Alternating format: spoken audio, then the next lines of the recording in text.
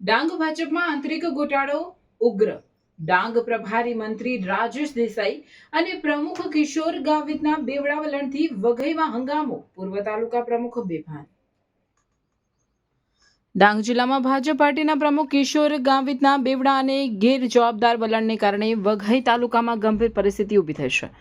દગડી આંબા તાલુકા પંચાયતની સીટ માટે 2 ઉમેદવારોની નોંધણી બાબતે યોગ્ય અને નિષ્પક્ષ નિર્ણય ન લેવાતા પક્ષની અંદર અસંતોષ ચરમસીમાએ પહોંચી ગયો છે. તારીખ 13/4/2026ના રોજ વઘઈ તાલુકા વિકાસ અધિકારીના કાર્યાલય પાસે આ તણાવ એટલો વધી ગયો કે વઘઈ પૂર્વ તાલુકા પંચાયતના પ્રમુખ અચાનક બેભાન થઈને જમીન પર પડી ગયા હતા. ઘટનાએ સ્થળ પર હડકંપ મચાવી દીધો હતો. ઘટનાની જાણ થતાં જ ભાજપના ઉમેદવારો અને મોટી સંખ્યામાં કાર્યકરો સ્થળ પર ભેગા થઈ ગયા હતા. ત્યારબાદ બેભાન થયેલા પૂર્વ પ્રમુખને તાત્કાલિક વઘઈ સરકારી હોસ્પિટલ ખાતે સારવાર માટે ખસેડવામાં આવ્યા, જ્યાં તેમની હાલત સ્થિર હોવાનું જાણવા મળ્યું છે.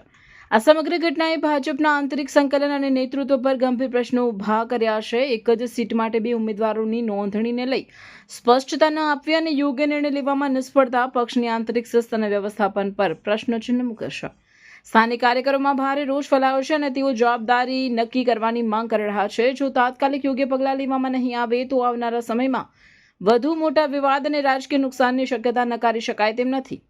સમગ્ર મામલે ઉચ્ચ સ્તરે નિષ્પક્ષ તપાસ હાથ ધરવામાં આવે તેવી માંગણીઓ કરવામાં આવી. જવાબદાર અધિકારીઓ અને નેતાઓ સામે કડક કાર્યવાહી કરવામાં આવે. ઉમેદવારી પ્રક્રિયામાં પારદર્શકતા અને સ્પષ્ટતા લાવવામાં આવે. અંતમાં આ ઘટના સ્પષ્ટ કરે છે કે ડાંગ જિલ્લામાં ભાજપની આંતરિક વ્યવસ્થા બેફામ બની ગઈ છે અને નેતૃત્વની નિષ્ફળતા હવે ખુલ્લેઆમ સામે આવી રહી છે. રિપોર્ટર રમેશ મહાલા, ડાંગ.